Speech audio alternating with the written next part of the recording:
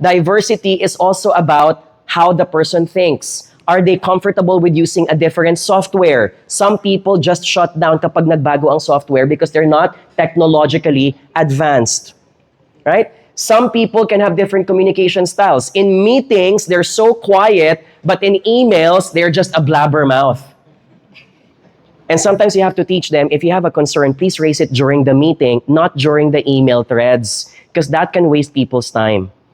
Some people may be emotionally mature, some people aren't. Some people think that they're always getting attacked every time they get feedback. Some people love feedback because that means they're going to get better afterwards.